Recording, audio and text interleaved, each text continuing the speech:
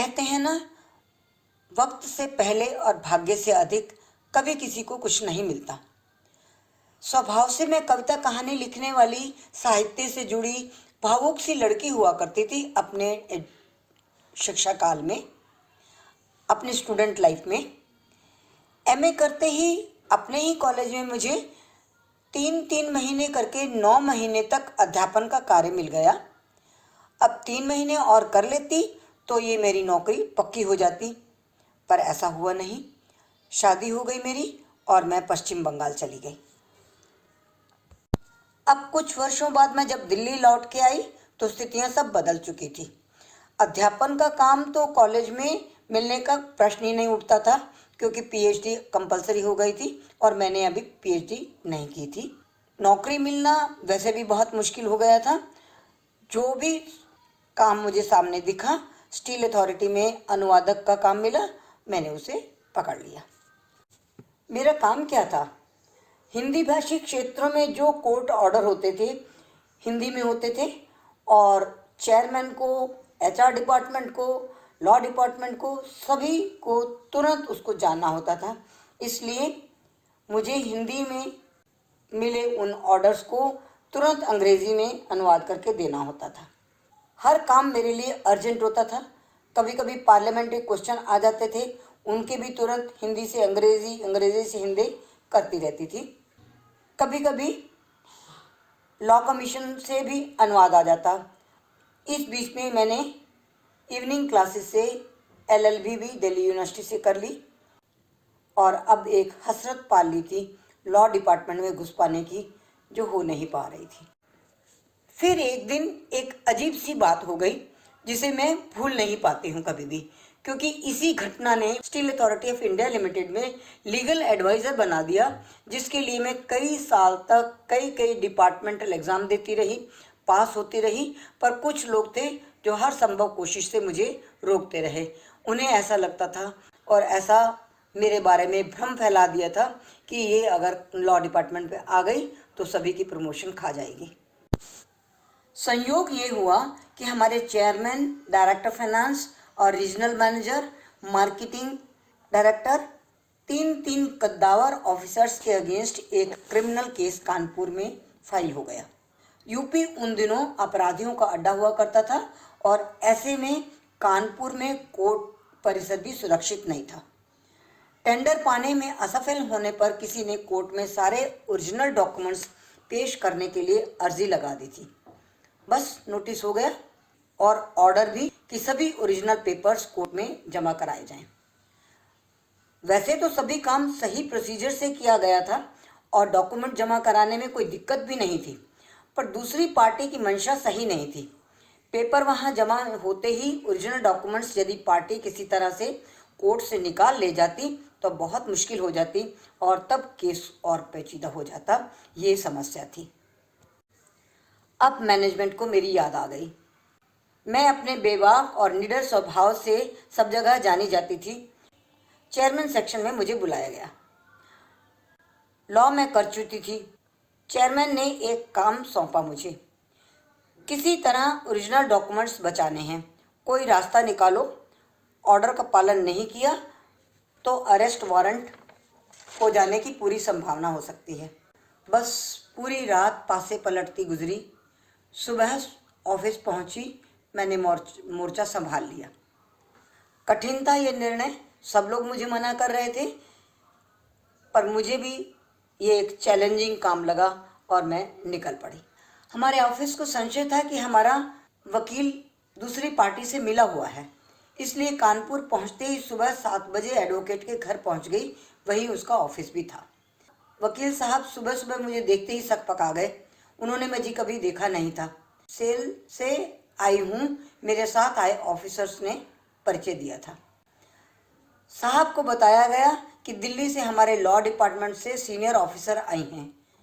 चाय पर चर्चा हुई और वकील साहब को यह बात अच्छी तरह से समझा दी गई कि सेल आर्टिकल 12 के अंतर्गत स्टेट है और सेल के 50 से अधिक प्रतिशत शेयर प्रेसिडेंट के पास होते हैं। इसलिए कोई भी डॉक्यूमेंट बिना बोर्ड ऑफ डायरेक्टर्स की रिटर्न परमिशन के कंपनी से बाहर नहीं जा सकते। ये भी समझने समझाने की पूरी कोशिश की गई कि कोर्ट का ऑर्डर सही नहीं है, पर कुछ कारण तो है ही। वकील साहब बताएं क्या किया जाए। सारी चर्चा में यह तो मैं भांप गई थी कि कोई सीरियस बात नहीं है, कुछ खिचड़ी इनकी ओर से भी पकाई गई है। अब रास्ता भी यही निकालेंगे, ये मैं समझ चुकी थी। मैंने अपने साथ आए ऑफिसर्स को भेज दिया और फिर वकील साहब से कुछ अपने झूठे सच्चे किस्से शेयर किए। दूसरी पार्टी की कमज़ोर नस क्या है, इसका अंदाज़ा भी लेना था।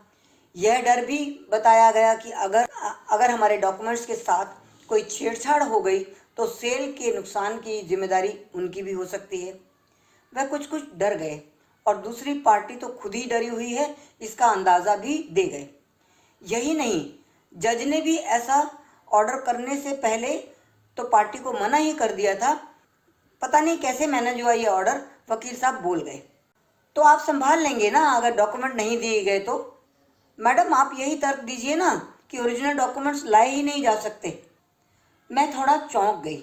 अपनी अपीयरेंस की एप्लीकेशन देना नहीं चाहती थी, इसलिए उन्हें समझाया कि आप लोकल एडवोकेट हैं, आप ही आर्गुमेंट कीजिए, मैं आपके साथ रहूंगी। वह मान गए और मुझे आश्वस्त किया कि वे मेरे बताए तर्क रखेंगे। एक दिन कानपुर में रहकर यह चर्चा फैला दी गई कि दिल्ली से बड़ी सीनियर ऑफिसर आई हैं केस की पैरवी करने, और केस की पैरवी वही करेंगी। हमारे ही एडवोकेट ने यह खबर जज साहब तक भी पहुंचा दी और वह थोड़े इत्मीनान में आ भी गए थे। अब मेरी तैयारी शुरू हो गई। बस एक ही बात को देखना था कि मेरी उपस्थिति किसी तरह भी ऑफिशियल ना हो सके। एक बहुत बड़ा लोहे का ट्रंक मंगवाया गया। उसमें ओरिजिनल डॉक्यूमेंट्स की फोटो कॉपियाँ स्टैंप करके सर्टिफाइड कॉपी लिख कर डाल दिया गया। ट्रंक को बड़े बड़े ताले लगाकर उन पर सेल की सील से बंद कर दिया गया। कोर्ट रूम जब पूरा भर गया और प्रोसीडिंग शुरू हो गई तो 8-10 ऑफिसर्स को कोर्ट में भेजा गया। ऑफिसर्स भीड़ को हटाने जैसी एक्टिंग करने लगे। हट जाएं, पेटी कोर्ट में लाई जा रही है। फिर 4 लोग ट्रंक को उठाकर ले आए और आगे आगे मैं दिल्ली वाली पोशाक में बड़ा सा चश्मा लगाकर सीनियर लॉ ऑफिसर बनी कोर्ट में पहुंची। वकील साहब मैडम इधर यहाँ करते करते मेरे पीछे। भीड़ ने भी रास्ता दिया। अचरज से इस अजूबे को सब देखने लगे। क्या है ये इतना बड़ा ट्रंक? जज साहब ने एक बार ट्रंक की ओर देखा, एक बार मेरी ओर उत्सुकता से देखा, फिर खंखार कर पूछा, क्या है ये? साहब ये सेल से सामान आया है, आपने आदेश दिया था ना। ठीक है, ये केस निपटा कर सुनते हैं अभी। इतने में भीतर से उनका स्टेनो आया। उनके कान में कुछ कहा। जज साहब ने सिर हिलाया और हूं करके फिर कुछ लिखने लगे। लगभग 10 मिनट बाद हमारी बारी आ गई। मैंने वकील साहब को आगे कर दिया। मैं पीछे हो गई क्योंकि मुझे पता था कि मुझे अपीयरेंस की एप्लीकेशन नहीं लगानी है। हमारे वकील ने लपक कर बोलना शुरू किया, सेल अंडर आर्टिकल स्टेट है। मैंने अपना चश्मा ठीक किया। वकील साहब ने फिर पीछे मुड़कर देखा, बोला, ठीक है ना मैडम, आपका आदेश था मिलॉर्ड, इसलिए उसकी अवज्ञा तो कर ही नहीं सकते थे। पर एक दिक्कत है सर, बोर्ड ऑफ डायरेक्टर्स की मीटिंग नेक्स्ट वीक फिक्स कर दी गई है इस सब्जेक्ट पर, और तब ओरिजिनल डॉक्यूमेंट्स ला पाएंगे। हम सर्टिफाइड कॉपीज लाए हैं, बस 1 सप्ताह का समय दे दीजिए और इन दस्तावेजों की हिफाजत का आश्वासन दीजिए, क्योंकि maximum shares of SAIL are held by president of India. तो सर कोई कोताही नहीं कर सकते मिलॉर्ड। जज साहब ने एक बार उस लोहे की पेटी को ध्यान से देखा। कितने दस्तावेज होंगे शायद इसका भी अंदाज़ा लगा सकते थे। फिर पता नहीं क्या हुआ, जज साहब ने कहा, इतने दस्तावेज कोर्ट में रखने मुमकिन नहीं है, आप अपना केस फैक्ट्स के साथ आर्ग्यू करिए, 1 महीने का वक्त देते हैं, ये डॉक्यूमेंट्स ले जाएं। ना नेक्स्ट डेट दे दी गई। हमारे 10-12 ऑफिसर भागते हुए आए, बस ट्रंक उठाया और ले भागे कोर्ट से। ऑफिस पहुंचते ही नगाड़े बज गए जैसे, ऑफिस पहुंचते ही नगाड़े बज गए जैसे। बहुत कॉन्फिडेंशियल होते हैं टेंडर के डॉक्यूमेंट्स। ये बहुत बड़ा सदमा था अपोजिट पार्टी के लिए और उनका दाव फेल हो चुका था। हम अब संभल चुके थे, जज का रुख भी बदल चुका था।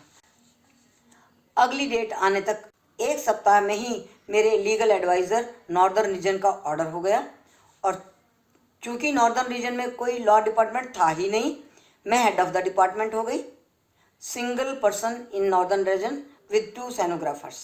ये थी जी हमारी कहानी लॉ ऑफिसर बनने की, steel authority of India limited, पहली बार और लॉ डिपार्टमेंट में काम करने की।